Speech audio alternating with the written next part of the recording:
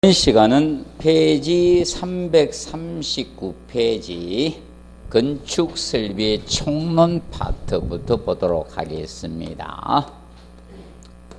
건축 설비의 총론 파트부터 보도록 하겠습니다. 자, 건축 설비의 총론 파트는 한 문제 정도 나올 수 있는 파트가 됩니다. 한 문제. 이 정도 출제되는 게 타당하다고 보시면 됩니다. 그런데 시험이 어려울 때는 여기 간혹가다 많이 되는 경향이 있습니다. 그리고 얘는 난이도 조절용으로 출제될 가능성이 높은 파트라고 보시면 됩니다. 그리고 여기는 사실 이 건축환경학에다가 이 많이 여기가 원래 건축환경학입니다. 하나의 이론입니다. 그래서 여기는 열환경, 음환경, 빛환경에서 환경 분야를 다루는 기초학문입니다. 기초 가면 뭐가 막 나옵니까? 기본식 이런 게 좀 엄청 나오는 데입니다. 그래서 이 분야라서 조금 어렵습니다. 그래서 기본 정도만 하시고 가서 시험을 치시고 모르면 딱 찍으시면 돼요. 그리고 여기에다가 이런 저겁니다. 유체역학이나 유체역학이나 일반 연력학 분야 이런 부분까지 다루고 있기 때문에 범위가 너무 광범위해요. 그래서 될 수 있어. 이거 쓸 필요도 없어요. 이거 쓰지 마세요. 그래서 가르쳐 정도까지만 하셔서 알면 맞추시고 전공 분야가 아닌 분들은 타치를 하지 마세요. 그게 속 편합니다. 한 문제 맞추라고 저 많은 공부를 할 수는 없어요. 원래 환경학이 다른 데는 한 과목입니다. 다른 시험에 한 과목으로 시험 쳐요. 한 과목을 여러분들은 딸락 어떻게? 한 문제 내는 거예요. 무슨 말인지 알겠습니까? 그걸 위해서 목숨 걸면 돼, 안 돼요? 비생산적인 공부죠? 그래 보시면 됩니다. 자, 그래서 339페이지 물의 기초 이론에서 물의 성질적인 측면을 보도록 하겠습니다.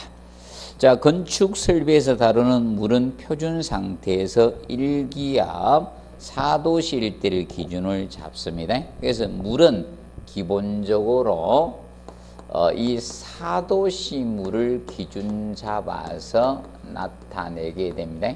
4도씨 물. 이것이 최소 부피가 돼요. 부피는 최소 부피가 되고 밀도가 최대가 되는 것이 이 때문에 밀도는 최대가 되고 부피는 최소가 되는 물이 4도씨 물입니다.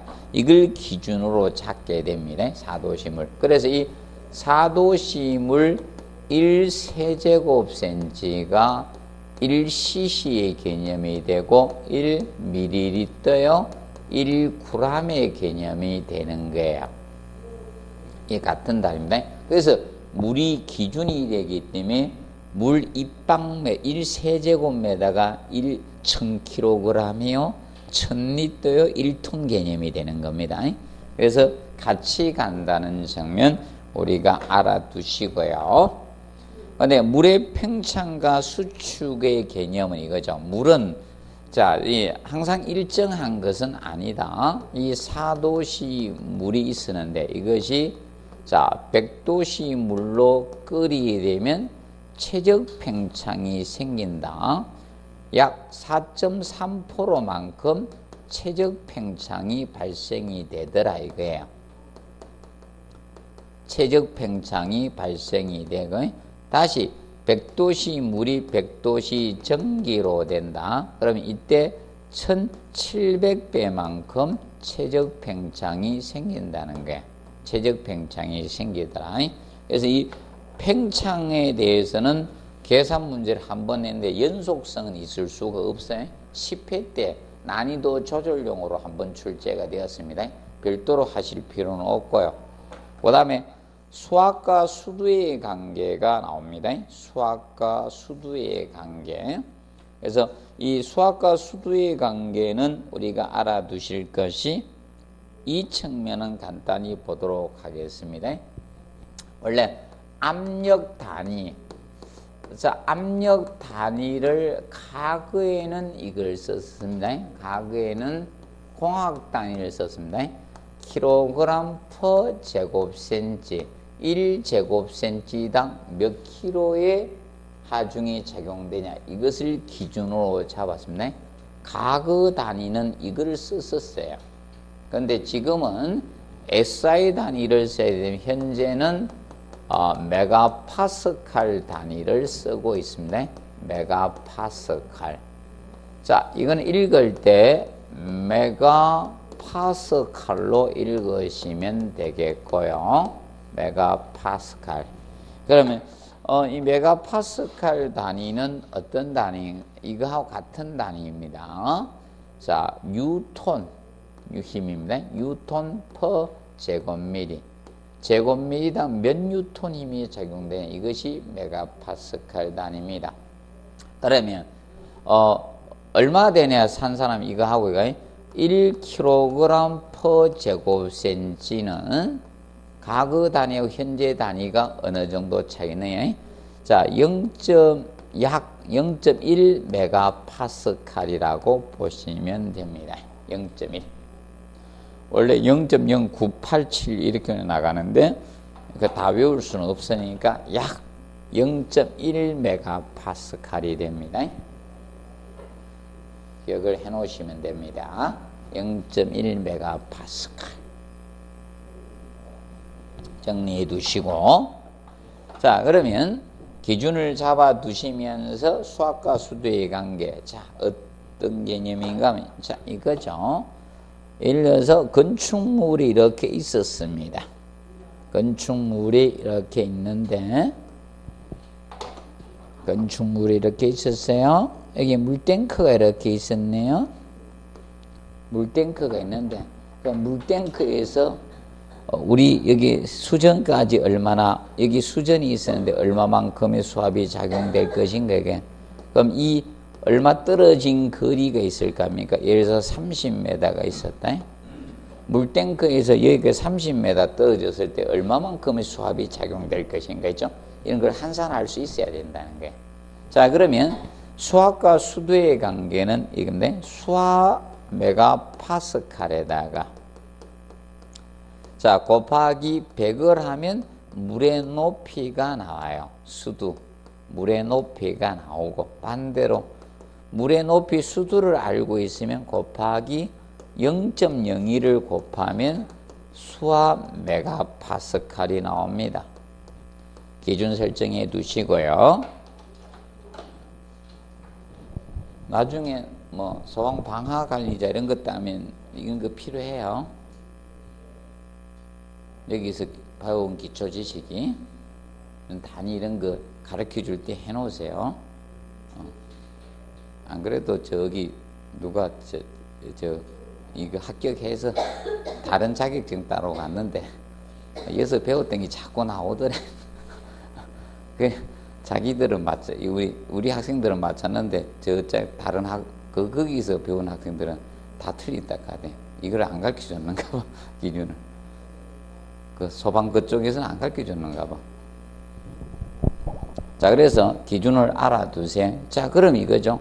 여기 수압이 이체 얼마 정도? 그럼 30m라 했으면 30 곱하기 얼마? 0.01을 하면 얼마만큼? 0.3 메가파스칼만큼의 수압이 작용이 된다 이거예요. 이 수전에. 거꾸로 내가 여기에 최상층 있는데 얼마만큼 물탱크 높이가 필요할 것인가, 이것도 가능하겠죠. 개념상 우리가 알아두시면 되겠습니다. 그런데 이거는 시설 개론을 한 번도 안 내고 관리 실무에만 출제했습니다. 그래서 알아두시고요. 기본적으로 우선 정리를 해 두시기 바랍니다. 기억을 해 두시고요. 자, 그 다음에 온도 나옵니다. 온도. 자, 온도적인 측면에서 온도는 자, 이 습시 온도, 하시 온도, 절대 온도 이쪽 개념만 읽어두세요. 별도로 시험 내기는 좀 어렵습니다. 얘는 왜 그런가 하면 우리 주택관리사를 너무 우습게 여기는 거기 때문에 그래서 습시 온도는 물의 자 빙점을 제로로 두고 물의 끓는 점 B점을 있죠. 100으로 둬서 100등분한 것이 습시 온도고, 하시 온도는 물의 빙점을 32로 두고 B점 끓는 점을 210으로 180등분한 것이 하시 온도입니다. 절대 온도는 모든 물체의 분자 운동이 제로 되는 상태가 절대 온도가 되죠. 그래서 그 개념이 이게 온도 가지고 낼 수는 없어요.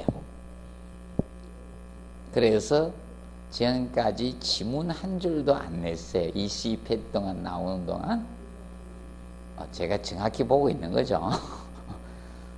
사실 내일 것 같으면 지문 한 줄도 하나 냈을 거 아닙니까? 그래서 아직도 지문 한 줄도 안 나왔다, 온도는.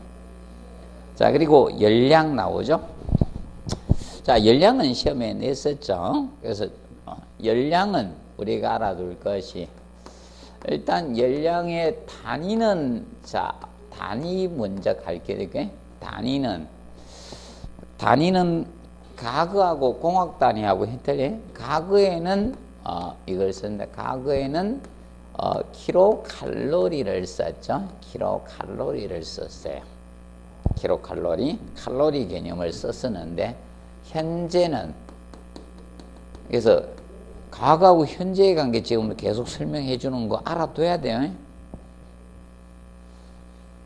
현재를, 과거를 현재 환산해서 문제 낼 수도 있으니까, 지금 현재는 SI 단위를 써야 되지만, 그래서 과거하고 현재를 모르면 안 돼요. 그래서 지금 우리도 역사를 배우는 거 아닙니까? 맞죠? 과거를 알아야 되죠. 그래서 과거에는 킬로칼로리 단위를 썼고, 현재는 SR 단위, 킬로줄 단위를 쓰는 거예요. 킬로줄. 그러면 보통 킬로칼로리가 있고 칼로리가 있죠. 1000칼로리가 1킬로칼로리 됐었죠. 맞죠?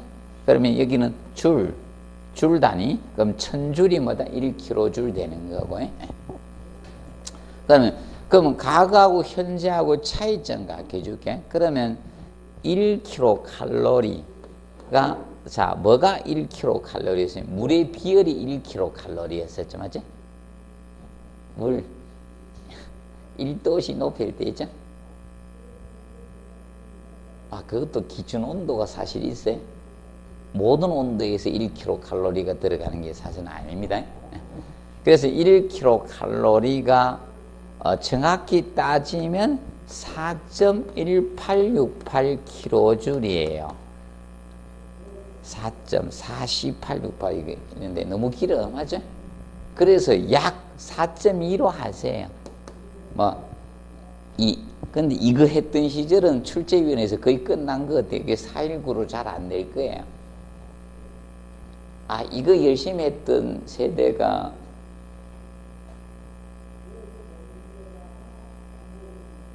어떤 세대일 것 같아요? 얼마 정도 나이 때 마지막 했던 데가? 그 이후로 그냥 잠잠해졌잖아요. 옛날에 아시죠? 어느 때예요? 옛날 저거 이제 6월 그때 6.29 선언 하기 전이죠. 예. 그때가 마지막이었어요. 진짜 열심히 했어요. 그 다음부터 안 했어요. 거의 평화적으로 했죠. 그 전에 막 돌멩이 던지고 막 난리 있었잖아.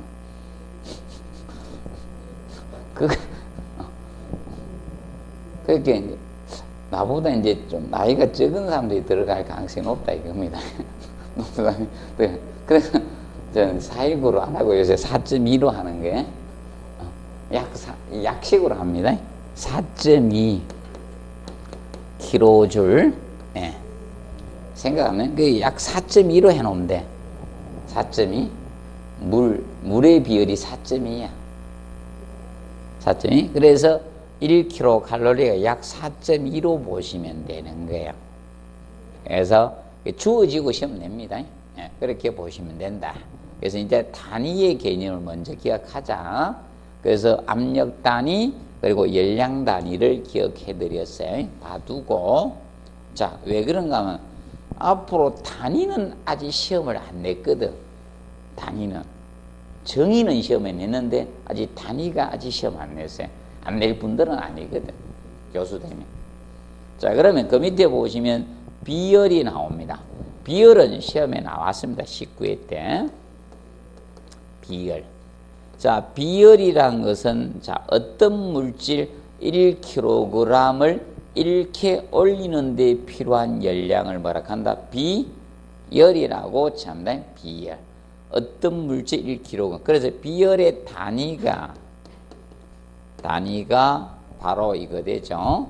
자, 그러면 어떤 물질 1kg을 이렇게 올릴 때 필요한 열량. 그래서 킬로줄이 되는 거죠. 자, 그래서 비열의 단위는 어떤 물질 1kg을 이렇게 올리는 데 필요한 열량. 맞죠? 그래서 단위가 이것이 비열의 단위가 되는 거예요. 비열의 단위다. 그래서 물의 비열은 약 얼마로 보면 된다? 물의 비열은 얼마로 보면 된다? 약 4.2kg로 보면 된다는 거예요. 이게 물의 비열 개념이 되는 거예요. 약.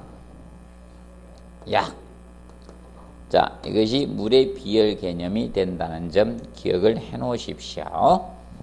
정리해 놓으시고, 그 다음에 우측에 열 용량 나오죠. 어떤 재료가 축적할 수 있는 열량이 뭐다? 열 용량이에요. 열 용량. 어떤 재료가 축적할 수 있는 열량이 열 용량입니다. 열 용량. 그래서 열 용량은 질량 곱하기 무엇이다? 비열을 곱한 게 열 용량이에요. 자, 그러면 열 용량이 크다는 것은 이것이 열 용량이 큰 거야. 자, 열을 오랫동안 간직할 수 있어야 돼요. 그러면 서서히 데워지고 서서히 식어가는 게 열 용량이 큰 거예요. 열용이 크다 적다는. 그러면 항상 무게를 생각하시면 된다. 무게가 누가 무거우냐 이걸 기억하네. 그러면 무슨 난방이 가장, 난방으로 보면 이거죠. 복사난방. 얘가 제일 무겁잖아. 바닥에 콘크리트나 돌 가지고 옛날에 했죠. 돌이 맞죠? 옛날 구들장 무거웠죠? 여기 구들 한번 넣어보신 분도 있을 건데. 구들 넣어보신 분? 구들장. 아무도 없습니까? 왜 나는 했는데. 거기 불길이 옛날 온돌 구들장이죠. 거기 불길이 통하는 통로를 고래락 하거든. 고래락 합니다. 그래서 이 고래 보면 이제 딱 드시면 안에 이제 재가 많이 차 있어요. 다 꺼내고 구들장 새로 놓고 막 거기 항토기죠 하고 집 같은 거 좀 썰어 가지고, 원래 집 썰어 넣는 것보다는 집을 훌치더라 이렇게 해가지고 있죠. 잔잔한 거 있죠. 그걸 넣어주는 게 좋다고 하대. 그거 하고 약간 저것도 톱밥도 섞는 사람도 있고 다양하다. 근데 야매더라고. 제가 넣은 분은. 왜 그런가 하면 오래 한 가. 원래 진짜 구들장 잘 놓는 사람들은 24시간 이상 가야 되는데, 불 한 번 떼놓으면 온도가. 그게 기술자라 가야 돼. 그런데 여러분들은 아침에 가면 싸늘해지죠, 맞지? 이게 복사난방, 그 다음에 온수난방 이래 되는 거야. 열 용량은 무게로 보면 돼. 전기난방, 온풍난방 이렇게 보시면 됩니다. 그래서 이게 열 용량이 얘들이 큰 거예요.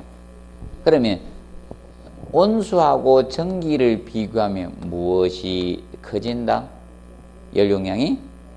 온수가 커진다는 거예요. 맞죠? 무게를 기억하시면 돼요. 열 용량의 크기는 그렇게 알아두시면 된다. 그리고 현열하고 잡열 나오죠. 현열과 잡열. 그러면 현열과 잡열은 여러분들이 온도 변화에 출입하는 열이 무엇이다? 현열입니다. 잡열은 상태 변화에 출입하는 열이에요. 자, 그러면 여러분 이거죠. 물을 0도씨 물을 갖다가 100도씨로 끓이게 됩니다. 그러면 지금 현재 온도 변했죠. 온도 변화에 출입하는 열이다. 이게 온도 변화. 온도 변화에 출입하는 열을 무슨 열?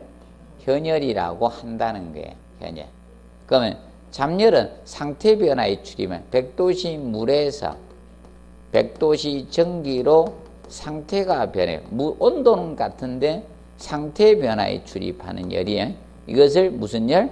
잡열이라고 한다. 그러면 이 물이 전기로 증발 잡열은 2257kJ 됩니다. 자, 1kg.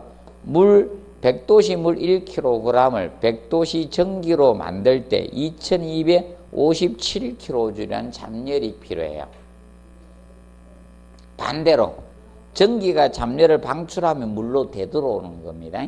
이렇게 2257 이게 전기의 증발 잡열 개념이 됩니다. 그러면 우리가 알아두실 건 앞으로 이 개념은 언급을 했고 현열비나 잡열비를 시험에 낼 수가 있어요. 현열비나 잡열비 이거 쉬워요. 계산 이런 거는 하셔야 돼. 그런데 이 식은 제가 했는데 이거는 알아서 하라 하는데 연속의 법칙 유랑 Q는 AV 이거는 알아서 하시라 하거든. 이건 공대 나오신 분들만 하고 이건 변형이 너무 많아서 이거는 강경을 구하라 할 수도 있고 유속을 구하라 할 수도 있고 다 틀립니다. 이거 유량은 있죠. 이거 아는 분들은 하고 모르는 분들은 이 식은 하지 마라 내가. 이건 변화가 너무 많아서 별의별 시험을 다 낼 수 있거든. 그러면 유량은 간의 단면적 곱하기 계산 못하는 분 이거 하면 안 돼. 이거죠? 이건 변화가 무쌍한 식이기 때문에 뭘 구하라 할 수도 없기, 강경을 구하라 할 수도 있고 유속 구할 수도 있고 그래서 이거는 꼭 하라는 거 안 합니다. 그래서 책에서 빼버렸어. 아예 이거 하다가 포기했어. 그래서 아예 빼버렸는데, 근데 이거 봐요. 현열비, 잡열비 있죠. 현열비하고 잡열비는 이거 쉽게 계산할 수 있는 거잖아요.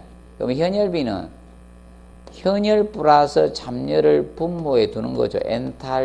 엔탈피를 전 열량을 분모에 두고, 그러면 현열을 분자에 두면 현열비예요. 잡열비는 현열 플러스 잡열 해가지고 잡열 두면 되는 거예요. 이게 쉬워요. 왜 그러냐면 현열 잡열 다 주어지거든. 주어지기 때문에 이거는 계산 못하면 안 돼.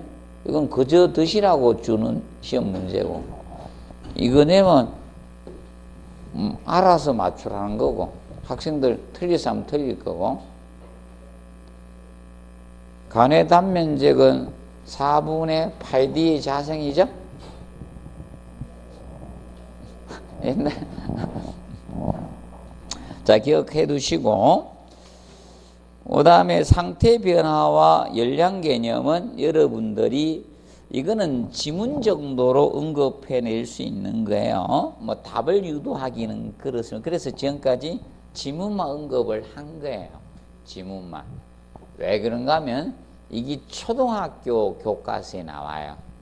얘가 지금은 이 삼각형. 그래서 342페이지 보면 그림 보시면 되죠. 기체, 고체, 액체의 관계 있죠. 이 관계 이거는 초등학교 교과서에 나오기 때문에 우리 시험에 답을 유도시키긴 그렇습니다. 자, 보통 이거죠. 고체에서 액체로 되면 뭐라 합니까? 고체에서 액체로 되면 융해라고 하죠. 그래서 액체에서 고체로 되면 뭐다? 응고고, 거기 들어가는 열은 열자 붙이면 되는 거예요. 그리고 액체에서 기체로 되면 뭐다? 기하, 또는 물이 정발된다는 표현하죠. 정발이라고도 쓰고, 그 다음에 이제 기체가 액체로 되면 뭐다? 액화 또는 응축이라는 용어도 쓰기도 하죠. 응축. 자, 그리고 고체에서 바로 기체로 되는 게 무엇이다? 성하죠. 대표적인 것이 드라이 아이스 기억하면 되죠. 자, 아이스 박스에 아이스크림을 얼음 상태로 만들기 위해서 드라이 아이스 넣어가죠. 드라이 아이스가 물이 돼버리면 큰일 나죠. 그래서 고체에서 바로 기체로 되는 거 드라이 아이스입니다. 자, 그리고 그래서 걔는 시험 내기는 좀 그렇습니다. 그리고 342페이지 참고에 나오는 거 있죠. 이 법칙들, 연력학 법칙 관련된 거, 얘는 나는 막 죽어도 시험 어렵게 나와도 맞춰야 되는 분은 읽어두시고 아닐 분들은 할 필요가 없어요. 시설개론의 고득점 받을 뿐만 하세요. 아까 Q는 AV 이런 거 있죠. 그거는 고득점 받을 뿐만 하세요. 나는 시설개론 아니면 안 되겠다 이런 분이 있잖아요. 하셔야 돼요. 그리고 그런데 여러분 제일 어려운 과목이 시설개론을 고득점을 맞추려고 하면 안 돼. 제일 어렵게 내는 게 시설개론입니다. 옛날엔 그냥 옛날 따신 분들은 쉽게 땄어요. 시설개론. 점수 이어서 고득점 맞춰가 보태줬는데 요새는 아니야. 시설개론이 제일 어렵게 냅니다. 그 다음에 342페이지 석기가 나옵니다. 석기. 자, 석기하고 관련돼서는 이겁니다. 현재 보통 이 지구상의 공기는 석공기일 수밖에 없습니다. 수증기가 포함되어 있죠. 뭐 바다가 다 물이고 있죠. 그렇다 보니까 석공기일 수밖에 없죠. 그래서 우리가 343페이지 석공기 특성에서 노점 온도가 나옵니다. 노점 온도. 노점 온도는 이 석공기가 쉽게 이야기하면 이겁니다. 이슬이 맺히기 시작하는 온도가 무슨 온도다? 노점 온도. 이슬 노자입니다. 노점 온도는 이슬이 맺히기 시작하는 온도예요. 이슬이 맺히기 시작하는 온도가 노점 온도입니다. 그러면 여러분들 적어 보시면 됩니다. 자, 겨울철이니까 차를 탔을 때 차 유리에 뭐가 낀다? 성에가 끼면 그 유리창 표면 온도가 그 공기 노점 온도 이하라는 거예요. 그런데 노점 온도보다 높으면 이슬이 안 맺히는 거예요. 그래서 안경 쓰신 분들이 많이 느낍니다. 밖에 차가웠다가 실내 따뜻한 데 확 들어가면 됩니까? 여기 성에가 딱 끼죠? 그것이 안경 표면의 온도가 그 공기의 노점 온도보다 어떻게 낮기 때문에 생기는 거예요. 이슬이 맺히기 시작하는 온도를 이슬 노자 성의 노점 온도라고 합니다. 왜냐하면 이 수증기가 이 공기 중에 수증기가 항상 수증기 상태로 있을 수는 없습니다. 일정한 온도가 되면 물이 되는데 그 온도를 노점 온도라고 칭하는 거예요. 그런데 이 노점 온도는 항상 기억해 두실 것이 같은 온도의 공기라도 습도에 따라 달라집니다. 그래서 노점 온도는 습도와 비례 관계예요. 습도와 비례 관계에 속합니다. 노점 온도는 습도와 비례 관계입니다. 습도가 높을수록 습도가 높으면 노점 온도도 높아집니다. 자, 그래서 여러분들 이겁니다. 차에 한 분만 딱 타가 있으면 운행할 때 성에가 잘 안 끼는데 여러 사람이 같이 타니까 어떻게 유리창에 뭐다? 성에 끼죠. 왜? 사람이 많으니까 이거 많이 내뽑잖아. 맞죠? 그래서 유리창에 있잖아요. 성에 안 끼는 방법 혼자 차고 다니면 잘 안 껴요. 여러 명이 타면 낄 수밖에 없는 거예요. 그래서 버스 같은 거 타면 어떻게 겨울에? 밖에 안 보이죠? 밖에 안 보이가 어떻게 합니까? 닦자, 유리창. 맞죠? 욕실에 보면 있죠? 욕실에는 수증기 많이 생길 수밖에 없으니까 거울에 끼죠? 그게 다 놓죠. 그래서 이제 습도하고 비례관계라는 점 알아두시고, 그 다음에 거기 상대습도 개념 조금 정리해 놓으세요. 상대습도. 상대습도는 상대적인 습도죠. 상대습도는 퍼센트로서. 자, 실제 수증기량을 분자에다가 두고 분모에다가 공기온도의 뭐다? 포화수증기량을 둔 거예요. 포화수증기량. 포화수증기량, 그 공기가 채도포할 수증기량이죠. 그 포화수증기량은 공기온도에 따라서 달라집니다. 낮은 온도의 공기는 포화수증기량이 적고, 공기온도가 높아질수록 포화수증기량이 많아지는 거예요. 이걸 백분율시킨 것이 상대습도입니다. 자, 그런데 포화수증기는 포화상태 습공기의 수증기량이 포화수증기죠. 온도에 따라 틀려져요. 그래서 여러분들 옛날에 이거 배웠잖아요. 이렇게 산맥이 이렇게 있으면 해안가에는 온도가 높으니까 이 많은 수증기량을 포함할 수가 있잖아요. 그래서 이게 올라가는데, 산맥 올라갈 때 보통 100m 올라가게 되면 온도가 떨어지죠. 0.5도씩 떨어지잖아요. 맞죠? 생각이 안 납니까? 0.5도씩 하강의 온도가 100m 올라가면, 그래서 높은 산에 올라가면 자꾸 추워지죠. 그래서 엘리베이터, 세계에서 제일 높은 엘리베이터 에스컬레이터 때문에 자꾸 엘리베이터 뭐죠? 자꾸 내가 헷갈린다. 맨날 엘리베이터 이런 거 자꾸 해가지고 에베레스트가 있죠? 저 얼음이 돼 있죠? 눈이 있고 그 이유가 그죠? 100m 상승할 때 0.5도씩 하강이 되는 거예요. 그래서 일정 높이 이상이 되면 영구 그거죠. 그래서 올라가면 온도가 낮아지니까 습도가 높아지니까 비를 뿌리고 넘어가잖아요. 넘어가면서 100m 하강하면서 반대로 뭐가 됩니까? 1도씩 증가되잖아. 그래서 이쪽은 고온건조 현상이 나타나잖아요. 큰 산맥이 있을 때. 그래서 여러분들 팬의 현상 이런 거 배웠죠? 들은 적은 있을 겁니다. 자, 그래서 이겁니다. 상대습도는 달라집니다. 이 분모가 달라지니까. 그래서 공기를 가열하게 되면, 가열하면 상대습도는 어떻게? 낮아집니다. 상대습도는 낮아지는 거예요.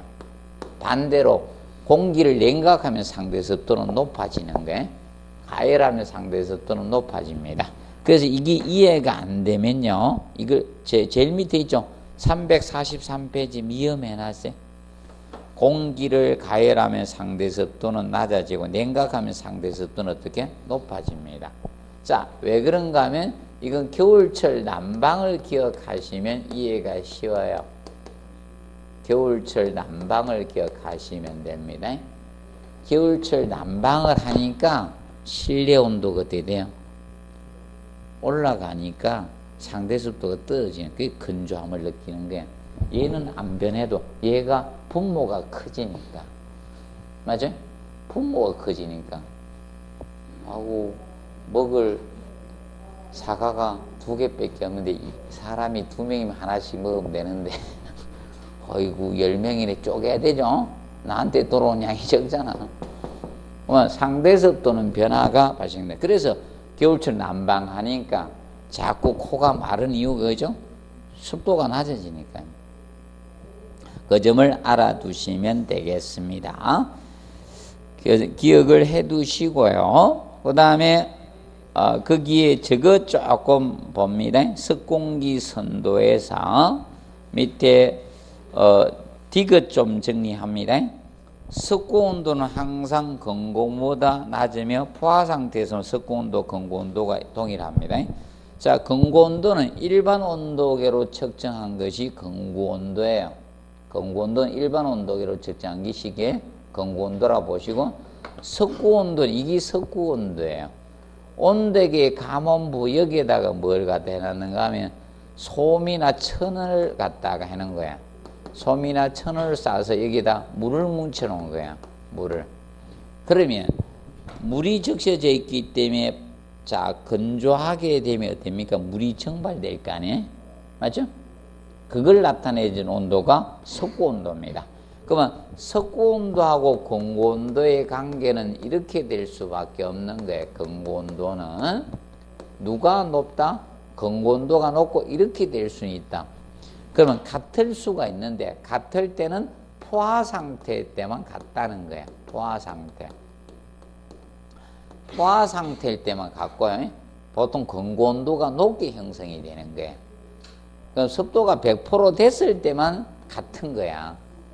같고 나머지는 건고온도가 높은 거예요. 왜냐하면 건조하면 물이 증발되면 온도가 떨어질 거 아닙니까? 맞죠?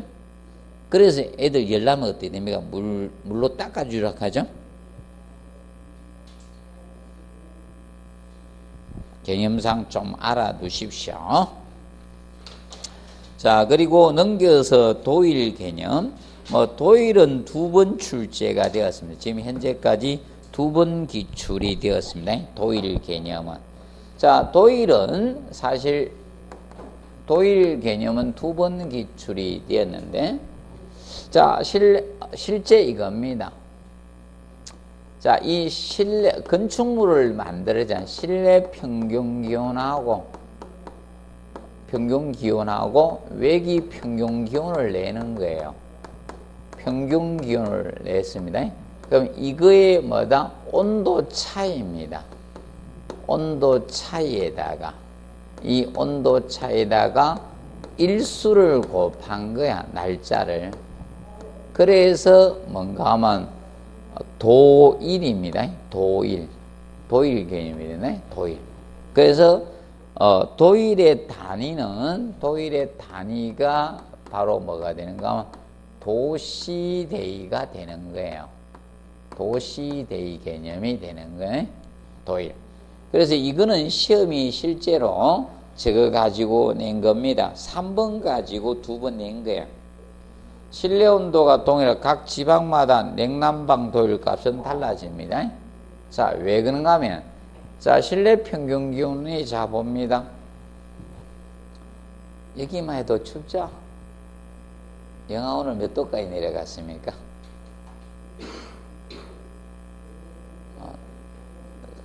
전혀 신경 안 쓰고 사십니까? 춥단 말이야. 그러면 쉽게 서울에 지금 현재 자 이겁니다. 밖에 외기 온도가 많이 내려갔죠. 그러면 이제 저기 남쪽 나라인 저 제주도 서귀포는 어떻게 됩니까? 따뜻할까 합니까? 영하 안 내려갈까요? 온도 차이가 나죠. 맞죠? 그 온도 차이가 나기 때문에 도일값이 같을 수가 없잖아요. 그래서 우리나라는 지금 이제 우측에 보시면 345페이지 그 남방도일 그림을 한번 보십시오. 남방도일 그림을 보시면 도일 그림 이렇게 자 등고선 표시해 놨죠. 맞죠? 자, 그 그림을 보시면 거기 그림을 보시면 우리나라 남방 도일 값을 이렇게 등고선으로 이렇게 나타낸 거예요. 그러면 이렇게 딱 보면 중앙 내륙이 축 처지죠. 근데 바닷가가 약간 올라가 있죠. 틀리잖아요. 맞아요? 내륙 지방이 그래서 더 추운 거예요. 내륙 지방이 굉장히 온도가 내려가는 거예요. 그래서 보통 내륙 지방에서 보통 막 많이 춥죠. 그래서 우리나라에 보면요. 어디가 춥습니까? 저 철원 이쪽이 춥죠. 맞죠? 그쪽에서 군생활 하신 분도 있죠. 거기 추운 장소잖아요. 또 거기 있는데 산 꼭대기 근무하면 더 춥잖아요. 맞아요? 보시고 이렇게 돼요. 그리고 서해안하고 동해안 비교해 보십시오. 어디가 더 춥다는 걸 알 수가 있어요? 서해안이 더 추운 거예요. 동해안보다. 동해안 태백산맥이 막 저것도 영향을 주죠. 서해에는 바다 수심이 얕죠. 동해는 수심이 깊잖아요. 그것도 영향을 주죠. 태백산맥이 영향을 주고 있죠. 이런 것이 영향을 주기 때문에 동해안하고 서해안도 다른 거예요. 맞죠? 내륙지방과 해안지방이 다르고요. 차이가 있는 거예요. 그래서 제일 따뜻한 나라가 저 제주도 중에서도 됩니까? 서귀포가 되는 거죠. 맞죠? 서귀포는 누가 막아줘요? 한라산이 막아주죠. 바다도 막아주고 한라산이 또 막아주고 있어요. 그래서 차이가 있는 겁니다. 자, 그래서 이 도일값은 그래서 3번 가지고 2번 낸 거예요. 3번 가지고 2번 기출했고요. 그러면 치사학을 낼 걸 대비해서 1번과 4번을 공부해 두면 돼요. 치사하게 낼 걸 대비해서. 자, 실내 평균기온과 외기 평균기온 차이에다가 뭘 곱했다? 일수를 곱한 거예요. 곱을 체크해야 돼. 곱한 거. 합한 거 아니에요. 잘 봐야 돼요. 곱이냐 합이냐. 한자만 살짝 바꿉니다. 자, 그리고 5번 보시죠. 도일값을 이용해서 냉난방 설비 용량을 산정할 수는 없습니다. 자, 왜 그런가 하면 냉방 설비나 난방 설비 용량 산정하기 위해서 부하부터 먼저 구해야 되거든. 난방부하, 냉방부하를 구해 계산이 돼야 되는데, 자, 여러분들 이겁니다. 냉방부하, 난방부하가 각 지방이 동일한 게 아니죠. 건축물의 규모나 건축물의 조건에 따라 다 틀려지는 거예요. 예를 들어서 이거죠. 집에 단열재 잘 공사하고 창호 잘 공사한 집하고 틀리죠. 예를 들어서 옛날 한옥이었어요. 옛날 한옥이라서 창호지로 문을 해가지고 해놨어요. 그럼 엄청 차이죠. 차이가 있을 수밖에 없는 겁니다. 자, 그래서 냉난방 부하가 계산되는데 이거는 건물의 모든 조건이나 건물 규모 이런 거에 영향이 다 틀려지는 거예요. 같은 지역에 있어도. 그럼 예를 들어서 이겁니다. 단독주택의 난방 설비를 갖다가 용량 보일러를 저기 제2롯데월드에 했어요. 롯데타워 100몇 층 되는 건물에 그 보일러 가지고 하면 얼어 죽어야. 맞죠? 그래서 냉난방 설비 용량을 산정할 수는 있다 없다? 없습니다. 그거 알아두고 그 다음에 이겁니다.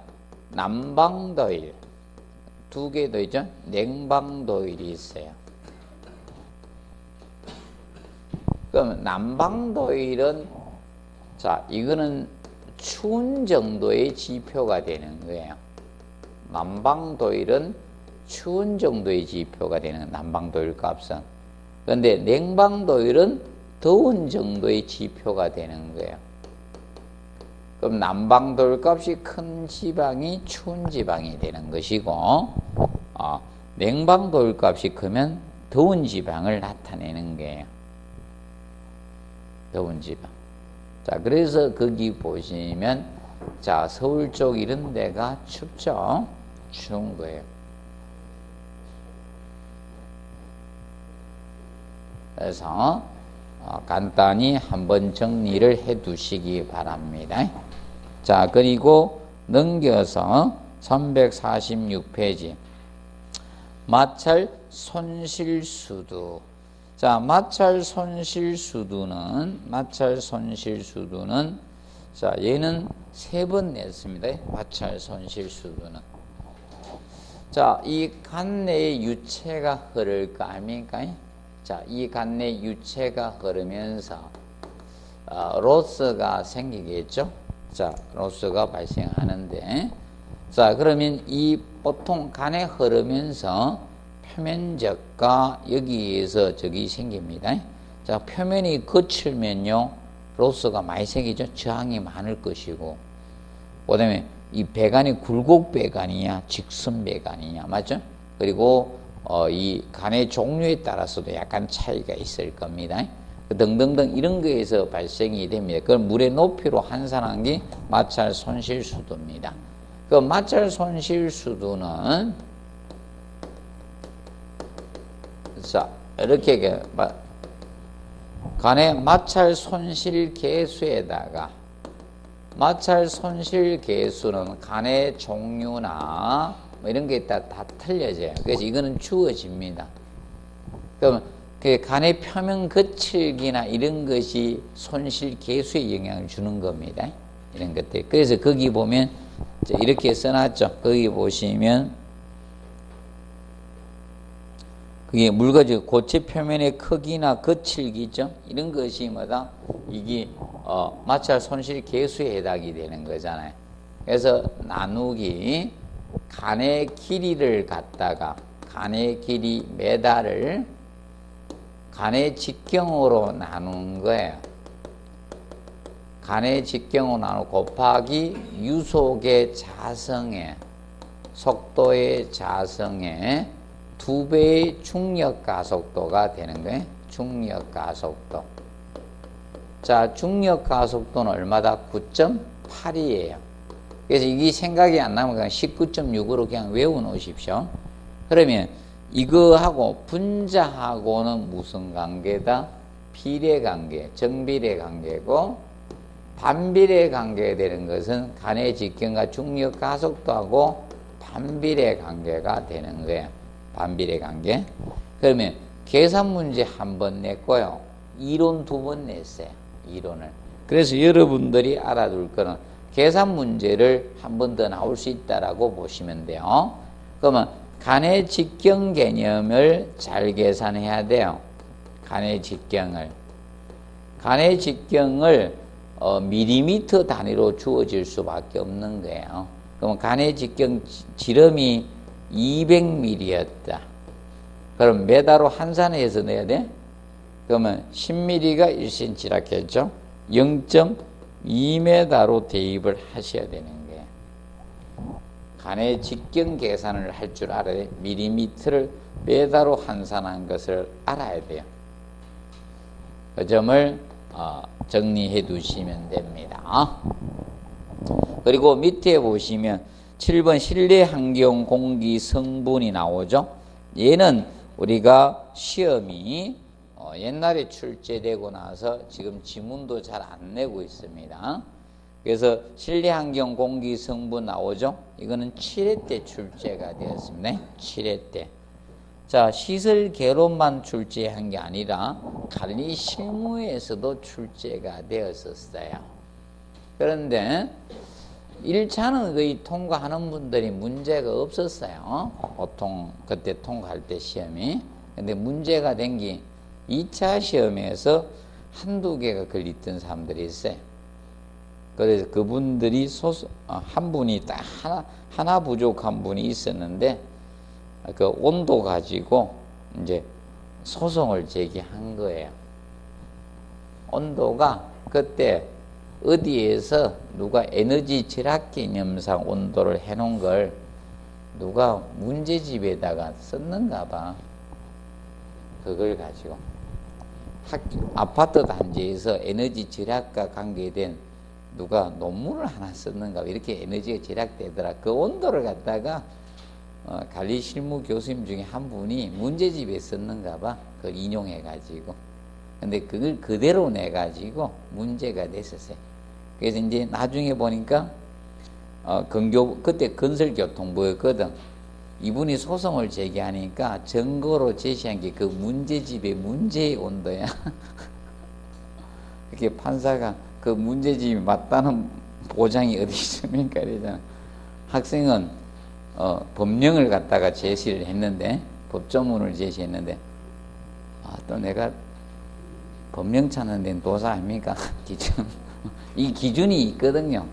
법령의 기준이 있는데 그걸 모르고 낸 거야. 모르면 제가 내락하는 데 내지 엉뚱한 걸 내가지고. 그래서 당한 거야. 건설교통부가 대법원까지 갔어요. 항소해가지고. 맨날 져가지고 쪽팔리게. 그냥 거기서 바로 들어줬으면 되는데, 1심에서 바로 오케이 했으면 되는데 2심 가서 또 지고 대법원까지 가게 됐어요. 합격시켜 줘야지 뭐 방법이 있습니까? 예, 저거 하지 말라는 거예요. 내가 보니까 대들지 마라 이걸로 간 것 같아. 자기 돈 안 든다고. 자, 그래서 그래서 그 다음부터 이거 시험에 못 내고 있어요. 간단히 말아두세요. 그래서 일산화탄소 CO죠. CO는 10ppm 이하고 CO는 10ppm. 탄산가스 CO2는 1000ppm이합니다. 자, 그리고 탄산가스가 유해하지 않는 건 아니에요. 자, 여러분 이거죠. 집에 있으면 하품이 자꾸 나면요, 탄산가스 농도가 증가된다는 거예요. 자꾸 이렇게 하품 막 하죠. 그 이유가 있는 거야. 잠 오는 게 식곤증이 있는 사람들은 당연한 거고, 하품이 오는 것은 CO2 농도가 증가된다는 거예요. 그리고 나면 나중에 두통이 와요. 더 낮아지면. 그래서 집에 아파트에 계속 창문도 안 열고 계속 있어요. 아이고 머리야, 아이고 머리 하는 사람들 바보야. 다 옆에서 다 같이 아이고 머리야 두통에 탄산가스 증가로 두통 오는 거예요. 참 한기하세요. 자, 그리고 상대적도는 40에서 70% 사이가 적정수. 개인에 따라 저거에 따라 계절에 따라 약간 차이는 있습니다. 그 사이에서. 그리고 공기 속에 있는 먼지의 양, 이것을 부유분진이라고 합니다. 부유분진. 그리고 기류의 이동 속도는 0.5m/s 초당입니다. 이하고 온도가 자 이겁니다. 실내 환경 기준에서는 18에서 26으로 잡고 있는데 간혹가다 에너지 절약 설계상은 16에서 28도가 되는 거야. 그래서 이걸로 잡고 있는 거야. 난방온도 16에서 18도씨가 적정 온도라고 하는 거야. 추워. 냉방온도 이거야. 26에서 28도씩 유지하라고 한 게 이거야. 무슨 말인지 알겠습니까? 이 이론이 어디서 나왔는가 하면 서울대 교수님들 이론이야. 왠가 하면 서울대 교보제가 관악산 꼴티에서 측정하잖아. 서울대 어디 있어요? 관악산 골짜기 있죠? 가보셨죠? 안 가보셨습니까? 자, 보면, 학생들이 교보제들이 전부 다 공부만 학생은 학생들이잖아. 그래서 교보제도 약간 달랐는가 봐. 온도가 조금 낮고 높은 온도까지 좋아해. 그래서 요 사이입니다. 그래서 이겁니다. 냉방 온도 이거 맞추라는 거야. 근데 설정 온도를 28도씨에 맞추면요, 온도가 30 몇 도씨 돼. 더워 죽는 거예요. 그러면 실내 온도 이 정도 맞추라고 해야 되는데, 간에서는 어떻게 합니까? 정부에서 항상 지침 내릴 때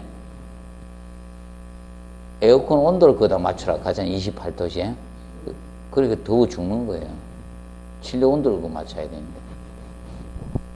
봐두시고. 그 다음에 우측에 보면 인체에 열케적 영향을 주는 요소 있죠? 변수. 물리적 변수 있죠? 이것을 온열감각 사요소 또는 실내쾌적 사요소라고 해요. 실내쾌적 사요소라고 해. 온열감각 사요소 또는 실내쾌적 사요소라고 합니다. 물리적 변수가. 그러면 기온, 온도, 습도, 기류, 복사열 이 네 가지가. 그런데 이거는 시험이 출제를 했습니다. 기출을 했고요. 그때 압력 넣어가지고 답을 만들었어요. 그런데 개인적, 주관적 변수 요인이 나오죠. 주관적 정량할 수가 없으면 다 틀려. 자, 왜 그런가 하면 냉방이나 난방하면 어떤 분은 따뜻하다 하고 어떤 분은 춥다 하고 어떤 분은 딱 맞다 하고 있죠. 아닙니까? 여러 분류로 나눠지죠. 맞죠? 틀려집니다. 그래서 자기 상태나 활동량, 나이, 성별, 신체 형상, 건강 상태, 피하, 지방량, 제실 시간, 음식, 음료 등 굉장히 변수 요인이 많아요. 다 틀려집니다. 그래서 저거죠. 어디에 뭐 하면 딱 맞춰가 하는 수밖에 없죠. 다 들어주면 돼, 안 돼요? 다 들어주면, 자, 예를 들어서 이겁니다. KTX에서 다 들어주면 어떻게 돼요? 의자마다 다 온도 다 맞춰줘야 되죠. 맞아요? 그리고 어떤 실에 있다. 학교 강의실이 있는데 강의실 300석인 강의실이었다. 대강의실. 다 맞춰주면 손 못해요. 맞아? 다 쳐야 될 거 아닙니까? 자, 보시고, 그 다음에 유효온도는, 자, 유효온도 effective temperature ET라고 보통 합니다. 그래서 온도, 기류, 습도 있죠? 이 세 가지를 조합해서 인간의 체감 온도를 표현한 게 유효온도야. 자, 그래서 여러분들 이거잖아. 바람이 세게 불면 더 추워지죠? 그래서 보통, 초당 1m/s 초당, 이게, 바람 속도 1m/s 증가하면요, 1도씩 떨어지잖아, 체감 온도를. 맞죠? 그래서 10m에, 자, 영하 10도인데, 10m의 풍속이 불어버리면, 초당 영하 20도씩 추위를 느끼는 거예요. 그래서 영향을 준다라 이겁니다. 그래서 얘는 몇 가지 요소만 고려했다? 세 가지입니다. 근데 복사열은 고려했다 안 했다? 아, 제가 이거 아직도 시험 한 번도 안 했는데 포기 안 하고 하는 이유가 다 이유가 있어서 그래요. 아, 제가 주택가에서 처음 강의하러 나왔는데 그때 주택가에서 출제위원이었던 분이 있었거든. 그분 책에, 그분이 강의는 안 했고, 책만 몰래 펴내놨어. 보니까. 그분 책에 1장에 이게 첫 페이지 이게 나오더라고. 그래서 혹시나 해서. 포기 못하고 끝까지 해요.